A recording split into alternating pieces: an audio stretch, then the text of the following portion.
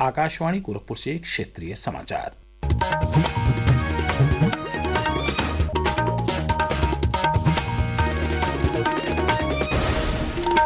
नमस्कार, समाचार बुलेटिन के साथ मैं वेद प्रकाश पाठक।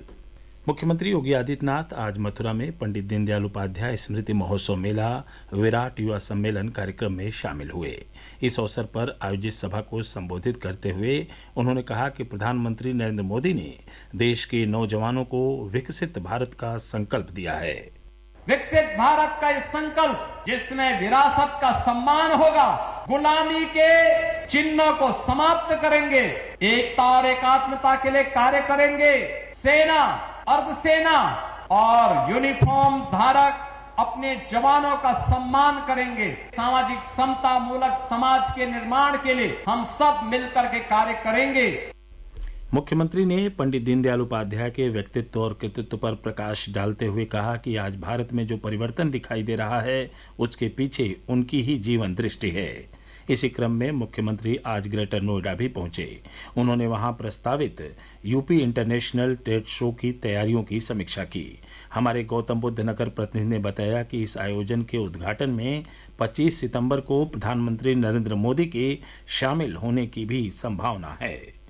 प्रधानमंत्री नरेंद्र मोदी ने इस वर्ष स्वतंत्रता दिवस संबोधन में अगली पीढ़ी के जीएसटी सुधारों की घोषणा की थी।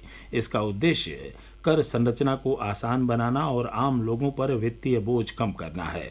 ऑटोमोबाइल उद्योग में हुए सुधारों को लेकर प्रस्तुत है एक रिपोर्ट।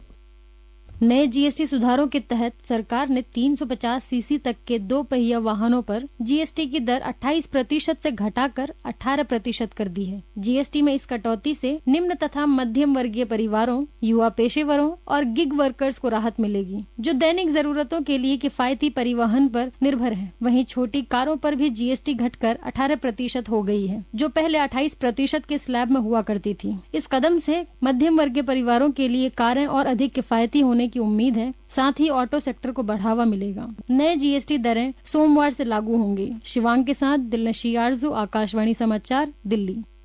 प्रधानमंत्री नरेंद्र मोदी के नेतृत्व में सरकार सेवा और सुशासन के मंत्र से अभिप्रेरित होकर परिवर्तन और प्रगति के लिए अथक प्रयास कर रही है।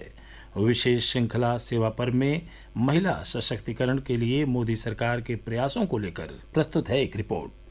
पिछले 11 वर्षों में सरकार ने सामाजिक, आर्थिक, राजनीतिक और कानूनी क्षेत्र में महिलाओं के सशक्तिकरण के लिए व्यापक नीतिगत सुधार किए हैं। पिछले वर्ष दिसंबर में हरियाणा में बीमा सखी योजना की शुरुआत करते हुए प्रधानमंत्री नरेंद्र मोदी ने कहा था कि वर्तमान समय में महिलाएं प्रत्येक क्षेत्र में अग्रणी भूमिका निभा रही हैं। बेटी बचाओ बेटी पढ़ाओ योजना के भी सकारात्मक परिणाम सामने आए हैं। राष्ट्रीय स्तर पर जन्म के समय लिंगानुपात वर्ष 2014-15 के आंकड़े 918 से बढ़कर वर्ष 2023-24 में 930 हो गया है। जनवरी 2015 में शुरू की गई सुकन्या समृद्धि योजना समूचे देश में लाखों युवा लड़कियों के लिए आशा और सशक्तिकरण की एक किरण है।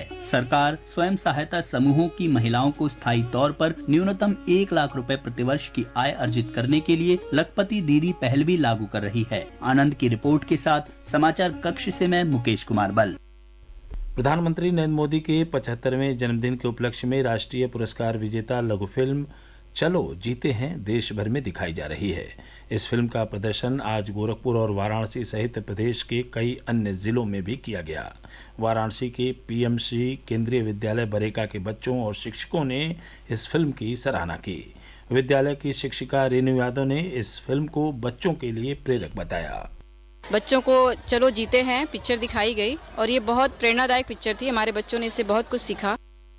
इलेक्ट्रॉनिक्स और सूचना प्रौद्योगिकी मंत्री अश्विनी वैष्णव ने कहा है कि प्रधानमंत्री नरेंद्र मोदी की पहल ने तकनीक के इस्तेमाल में सभी को एक समान बना दिया है। राष्ट्रीय दैनिक में प्रकाशित लेख में उन्होंने कहा कि अब छोटे व्यापारियों से लेकर कॉरपोरेट अधिकारियों तक सभी यूपीआई भुगतान प्रणाली का उपयोग करते हैं।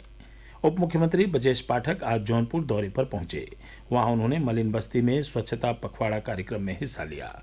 उप मुख्यमंत्री ने जिला अस्पताल और जौनपुर मिर्जापुर रोड स्थित निर्माणाधीन जेल का भी निरीक्षण किया।